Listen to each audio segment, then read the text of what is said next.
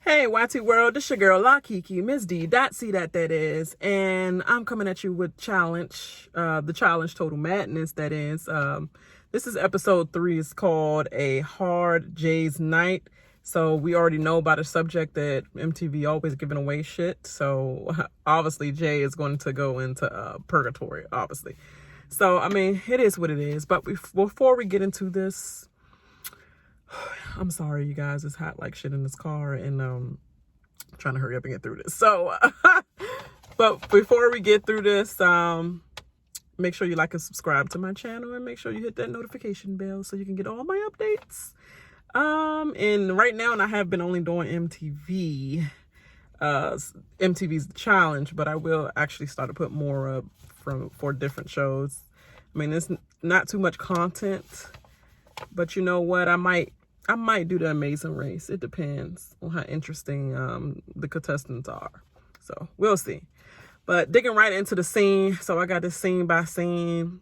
So scene 1 is pretty much Bananas talking shit about Ashley to his with his little clique. You know, you have Tori over there always trying to act like she's goody with her little image, but really she's on the side talking shit. That's the type of girl she is. So I already know that she was going to fall in line with Bananas. So Bananas always shook and afraid and bitter. So he's pretty much still bitter over Ashley stealing $1 million from him. And but he just did that to Sarah. So like he stole $1 million from Sarah. So I think Sarah feels the same way. You remember Sarah? Miss Tatted Up Sarah? Yeah, Johnny Bananas did the same thing to her. So I don't understand why he's trying to do the same thing to, ridicule Ashley about the same thing that you did. Bruh, y'all had the same game plan, for real. And then she always crying and stuff. She overhears him talking because I don't think he's really trying to make it secret. I mean, I think he's just talking shit about you. And if you hear it, whatever. And so she go crying at Jenny.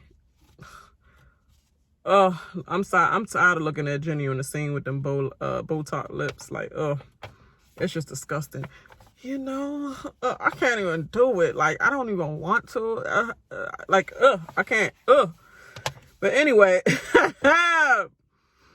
and then here go Bananas coming in the room, aggravating the shit out of her even more. She always find a way. Even Jenny has been there for this short period of time, and she even says, "Young, he's doing that to aggravate your ass, and you're letting him win. Like he's getting under your skin, and you're letting him do it."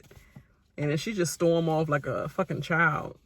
And then they pretty much both was calling each other game out in the house, whatever. Make some fucking friends. Don't get mad at me because I make friends. It's like, girl, you don't really make friends. You make convenience. But, all right, though. And then this dumb waste of time, whole episode really was about the relationship, the triangle that Jay, D, and Rogan was in. And so D pretty much is flirting with Jay at the table, trying to piss off Rogan. But whole time, did Rogan give a fuck? I don't understand if he did or not. Like, it looked like he was just browsing the room, and she just kept looking back. Every time she would say something flirty to Jay, she looked back. Like, yeah, well, you never know. Like, who the fuck, like, he's not paying no attention to you. Like, you look pathetic and dumb. Like, I don't understand. But then Jay peeps game pretty much, and he just goes along with it. Like, you're trying to get me in more trouble. But the fact that I'm already considered the house slum, you know, the house layup or whatever. Like, when the fuck they come up with that word? But okay, the house layup and all, like, you get me into deeper trouble. So we're gonna go back and check out what happens later with them. So it's challenge time, and guess what? The name of this game is Decode and Detonate. The first 2 people to finish will form the tribunal. So it was only 2 winners, 1 girl, 1 guy. Or you know what? I'm trying to think, do it even matter whether it was a 1 girl or 1 guy? It might have actually been just 2 people. the first two people who formed the tribunal. I don't even know if it was just one guy, one girl, but whatever. And they had to pretty much memorize symbols, puzzle symbols, and run about a mile, I would say mile and a half, to two different areas, and go back and forth, bringing the right puzzle pieces to complete the puzzle. And then you have to run and blow up your car for the win. I mean, all this action-packed movie shit, that they're doing. That was pointless, but I guess, like, oh, you finish your puzzle. Like, it, I guess they're trying to go with the military thing or whatever, but they don't just blow up cars and shit. Like, I don't know. Set off a mine or something, but blowing up cars, okay.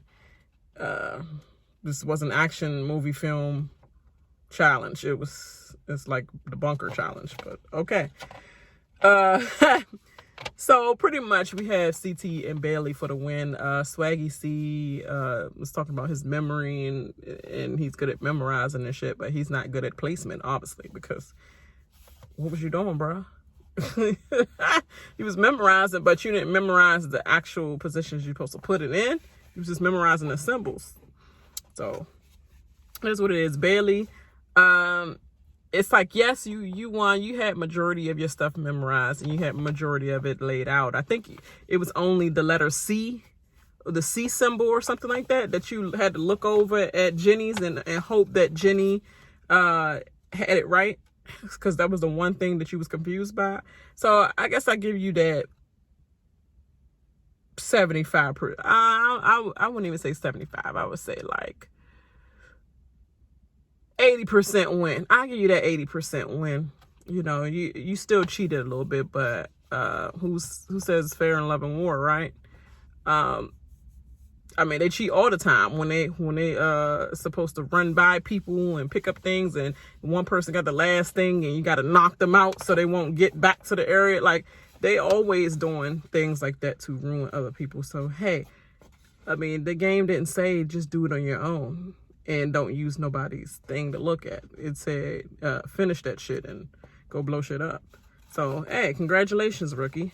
Now you can afford to talk a little bit of shit, but girl.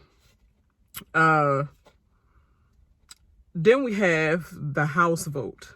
Obviously. Oh, I'm sorry. Before we get to the House vote part, CT and Bailey was declared tribunal winners, and pretty much CT wanted to vote another girl in for the tribunal because she pretty much was not trying to get swag by the Swaley gang. You know what I mean? Gang. He was like, I'm trying to go in with a prospect to earn my red skull. Now, I'm not trying to get gotten. You get your boyfriend the prospect. You know what I mean? So let me vote the girl in. And he was like, dang, just because we come from Big Brother, you think we always want a back door? Yeah. Yeah. This is Big Brother. What you mean? Do you always want a back door? Yeah. That's what y'all do. Like, I don't understand. But all right. But he just, Swaley gang made him a promise, and then they just voted in Swaggy. So Swaggy, this is your second time in tribunal. Huh. You're looking like a victim soon. I'm just, my observation. So for this House vote, Jay was obviously nominated again. And he's considered the House layup. I don't understand where they got this House layup shit from. But how? Like, how is he a layup? Because he has a small build and all that. Like, don't ever underestimate the smaller dudes. People in general. Shorter, smaller. Look, they underestimated Jordan for seasons after seasons, but Jordan kept crushing it and won finals back to back with one hand. So it's like, don't ever underestimate anyone, period. He came from Survivor. Why would you underestimate a guy that came from Survivor? Even though I don't give a fuck about Jay, because Jay did that to Michaela, and I still remember that shit. There was your own alliance member. So all this karma is coming back to that ass. But in this game, it make you want to be like, oh, Jay, but then I can't shake it because I go back to what he did to Michaela. So it's like, karma for that ass. But and if you don't know, oh yeah, go back and revisit his season on Survivor. Don't give me the line about the number though, because I always, it's so much. I think it's 30.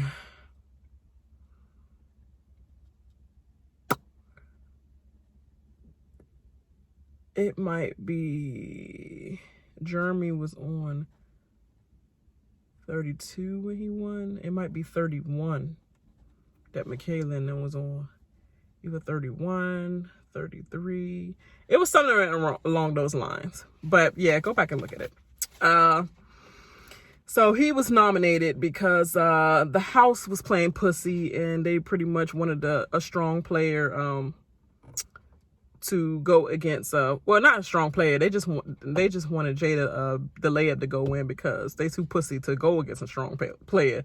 And obviously they knew CT or Rogan wanted to get Jay because he does not like Jay at all. And everybody thinks that they're going to beat Jay in the purgatory. And the house voted, I think at the end, but correct me if I'm wrong, I think the vote was 7 for Jay at the end. Bananas was 6. It was 5, and then he got another vote on him, which made it 6. And then I think it was 5 for Nelson. And then Jenna started that off, the whole Nelson train off. I'm just going to burn mine on Nelson. And then Nelson scared ass. He threw Kayla under the bus. Cause he was scary as shit, boy. Like I said, like he's got dings for brains. Like I just don't even know what to say about him. Like he just throw us all the way back in the back of the bus. It's a whole kind period. Like he's dumb as shit. Just a thought box, just like his big bro Corey. And I guess finally he got his life together. So we know right now, but and he just always don't never take no blame for himself. He's scared as shit. He talking about something. I go into the challenges. That's what I do and all that. Like, boy, no, you don't do this shit. You're scared. You're a scared ass. You don't want to go in there. And then Bananas, he begging West not to backstab him and stuff. This is going to show the true trust that we have, our true alliance, and then that you'll remain true to me and whatever.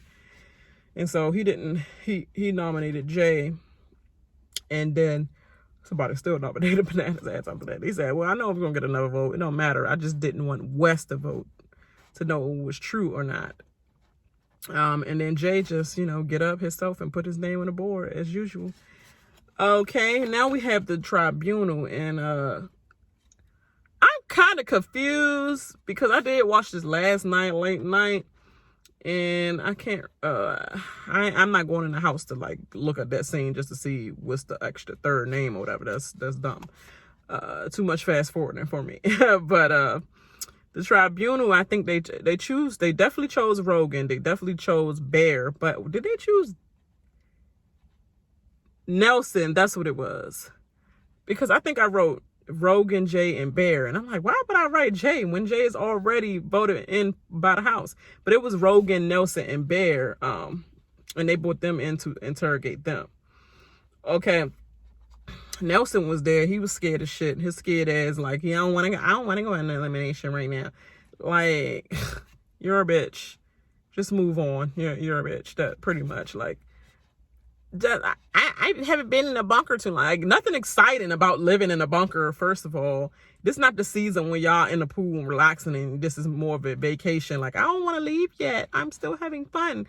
Like, no, y'all in a cold-ass bunker, and every day y'all cold going into the battlegrounds and the challenges and all that.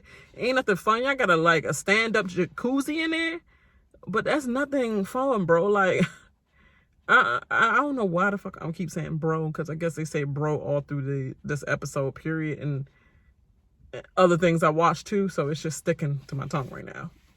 No pun intended. But yeah, he's just a scared-ass wimp.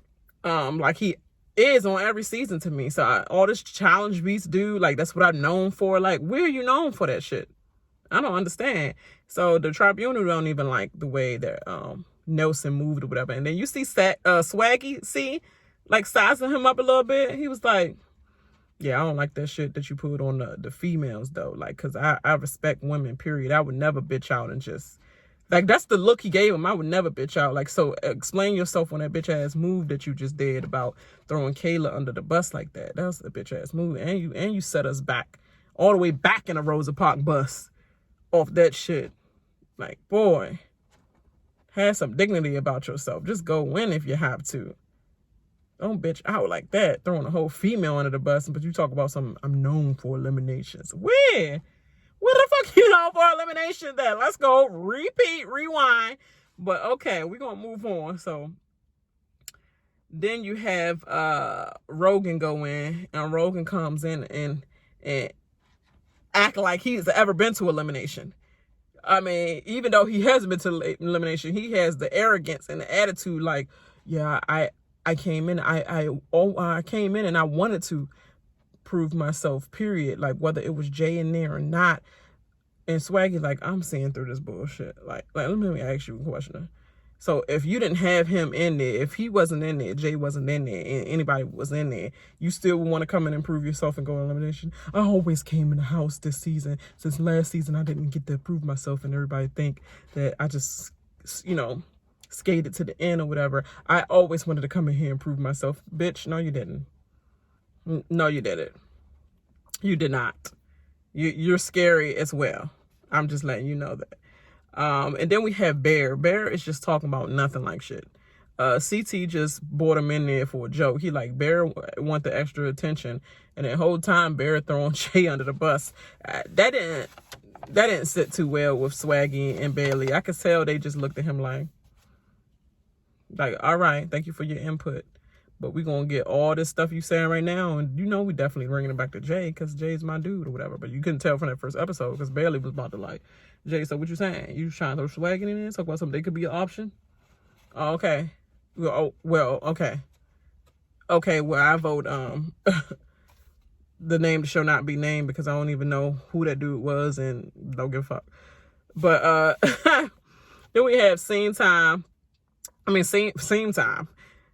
Scene 5, the Halloween party time. Okay, everybody dressed up and went out on a night of on the town.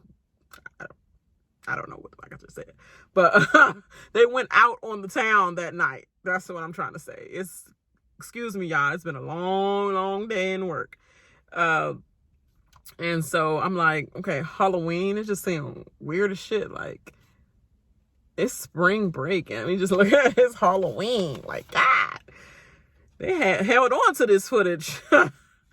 And then D continues to flirt with Jay. She are going over her game plan, I think with Jenny or something. I think it's Jenny, Tori, or one of them hoes. She was going over her game plan of what she wanted to do. So she already had in her mind that she was going to kiss him in front of Rogan. So they pretty much ended up making out, because Jay was like, hey, you voted me in. I don't give a fuck. Like, I'm going to have fun my last night, and I'm going to make out with a girl who want to make out with me, even if it's to make you jealous. Oh, well, dude, you brought it on yourself. You brought it on yourself. And then Rogan was pissed in the inside, but I only think Rogan was pissed for his ego, because I don't think he gives a fuck about D at all.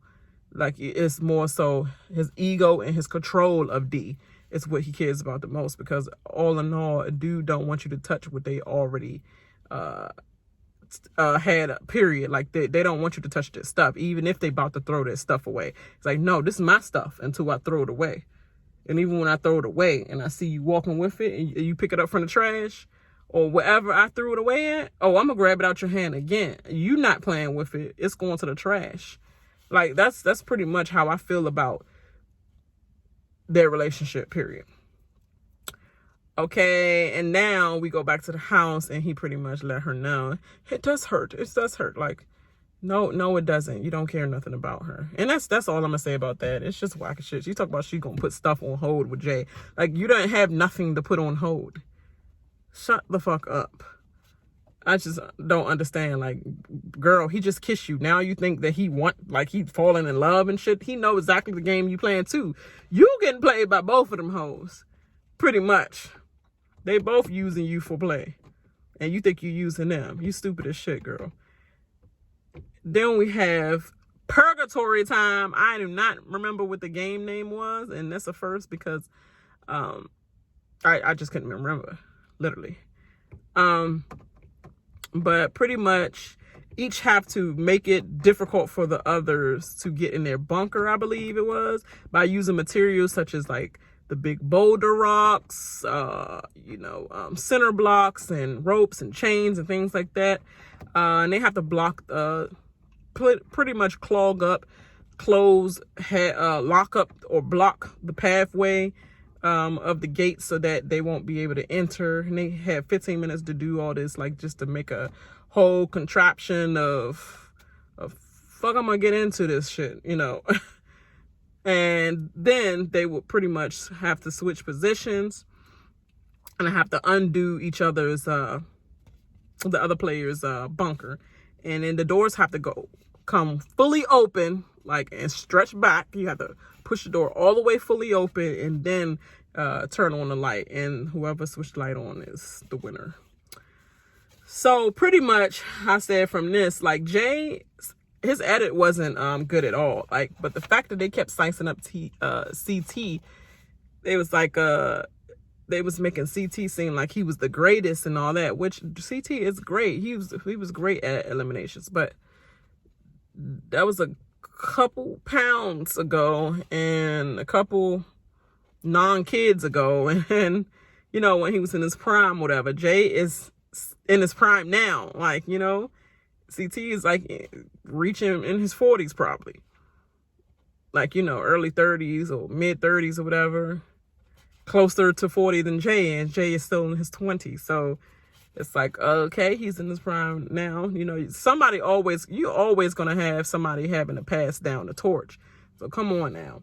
So, but in Jay's edit, it was like people was calling him weak. Like, look, he's so weak, and then he has no strategy. He's just throwing boulders in front of the door, like he's just piling up boulders, but not doing anything else or whatever. And it was like is he still working on that dumbass knot? He been working on that same knot the whole time or whatever, and like he has no chance. CT about to blow through this and da. And then meanwhile, they over there like CT's, like his edit was legendary pretty much. Everybody was like, I would be scared to face him and stuff. And then they flashback of him pretty much carrying bananas across. Like,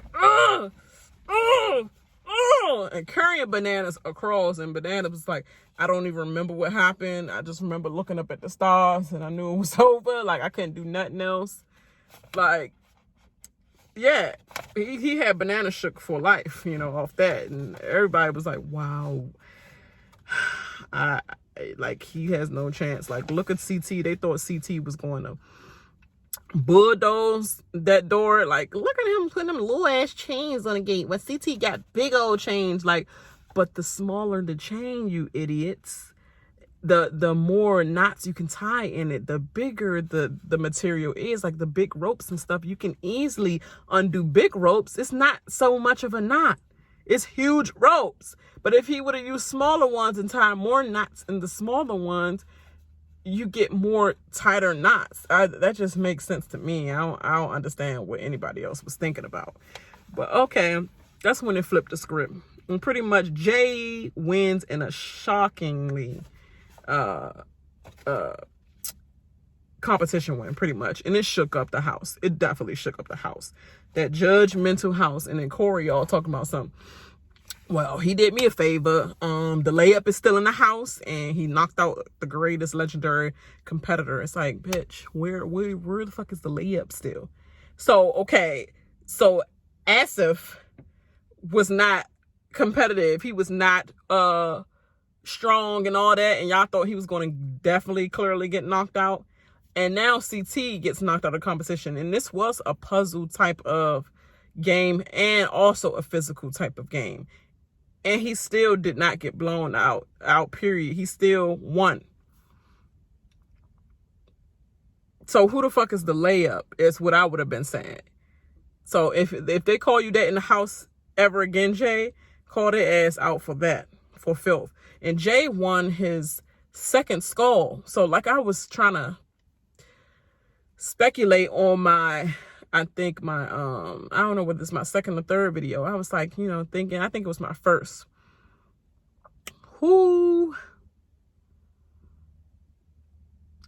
If Jay wins another one, like, how many skulls do it take to have a champion skull? But I guess, you know what? I mean, I guess you got to win the championship, but like, why would I need a champion skull if I'm at the championship? Is it like you get a certain amount of skulls you would possibly get in order to turn it into a champion skull? And then that way they could never send you back into purgatory again because you already done fought so many battles that you earned your champion skull. Because what if, like, if it's the end of the show, who the fuck need a champion skull? Even if it's like, okay, certain amount of people coming into the championship, yeah, it still would have to be a certain amount of skulls. Because what if every single person go in and they actually, well, not every single person, but majority of them come in and, like, it still would be too many people is what I'm saying in the final. So I would think it would be certain amount of skulls you should have and that will qualify you for a championship skull. Remember the black skull and the red skull thing? So I'm going to keep an eye on that. I think Jay might be closer than we think to a black skull. So if they keep calling him down and he keep taking them out, they just only pushing him further to the actual final. Because I think after a certain amount of skulls, he turned into a champion. But he's already a legend right now just off of this elimination right here, kicking out a legend. So that's definitely crazy. That's definitely something. And I still don't give a shit about Jay. I mean, it is what it is. In this show, I like him better in this show, whatever, but he still started off a little arrogant, and I hope it don't go to his head, but that's how he is. He seemed humble at the end when he was crying and doing all that shit. I guess you did learn from your other reality game shows you was on and humble your ass.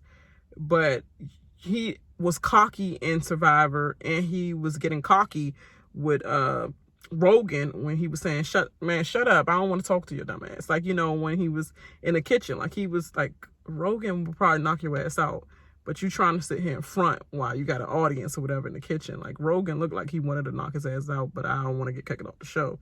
So boy, I'm gonna battle that ass in purgatory, which he didn't get to do. CT dropped down and jumped in himself. And I forgot I left that off, but everybody knew CT wanted to go in, so that was happening no matter what. But all right, what you think, everybody? Leave it in the comments. What do you think about this episode? And what do you think about the red skulls and the black skull that people are not talking about? But I definitely clearly remember black skulls. Like, it got to be something. So leave it in the comments. Who you think is going to be voted into purgatory next? Is it going to be Jay? Is he still considered a layup? Or are people done, like, picking on him and they're going to go to Swaggy? Because I feel a Swaggy vote coming along. I definitely feel it. And that's the reason why I believe Bailey was yelling in Casey's face for some reason. Yeah, I think I can feel it coming along. But like, subscribe, hit that notification bell, leave your comments below, and I'll holler to the next video. Bye.